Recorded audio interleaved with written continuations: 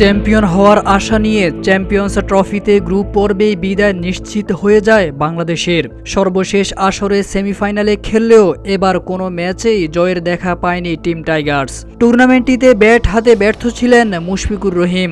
এছাড়া এক ম্যাচ খেলা মাহমুদুল্লাহ রিয়াদও পাননি রানের দেখা। মুশফিকুর রহিম ও মাহমুদুল্লাহ রিয়াদের অবসর নিয়ে ক্রিকেট পাড়ায় চলছে তুমুল আলোচনা। অনেকেই মনে করছেন 2023-24 মৌসুমের পর দুজনেই ক্রিকেট থেকে অবসর নিতে পারেন, যদিও তা পুরোপুরি নির্ভর করবে তাদের ফর্ম ও দলের প্রয়োজনে।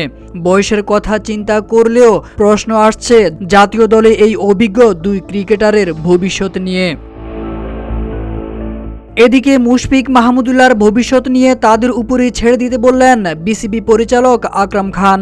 বুধবার মিরপুর শেরেবাংলা ক্রিকেট স্টেডিয়ামে গণমাধ্যমের মুখোমুখি হন সাবেক এই অধিনায়ক। আর সেখানেই তিনি কথা বলেছেন অভিজ্ঞ দুই ক্রিকেটারকে নিয়ে। সিনিয়র প্লেয়ারদের সবাইকে সম্মান করা উচিত জানিয়ে আকরাম খান বলেছেন, প্লেয়াররাই বলতে পারবে একমাত্র ওর ফিটনেস।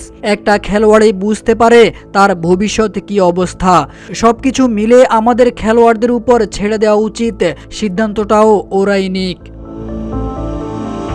যদি বেশি সমস্যা হয় টিম ম্যানেজমেন্ট আছে, খেলোয়াড়ও আছে, ওরা বসে সিদ্ধান্ত নিক জানিয়ে আকরাম খান বলেছেন, আমার মনে হয় এটা নিয়ে বাহিরে আলাপ আলোচনা করা সম্মানজনক দেখায় না।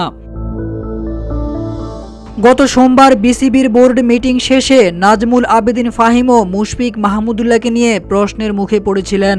গণমাধ্যমকে তিনি বলেছেন, তাদের বয়স, ফিটনেস, পারফরম্যান্সের দিক থেকে তাদের প্রমাণ করতে হবে। এটা আমার কল না, এটা নির্বাচকদের কল। আমার মন্তব্য করাটা ঠিক না, কিন্তু খেলাটা সহজ হবে না বলে তিনি জানান। তারেক আজিজ খান, রূপালী বাংলাদেশ।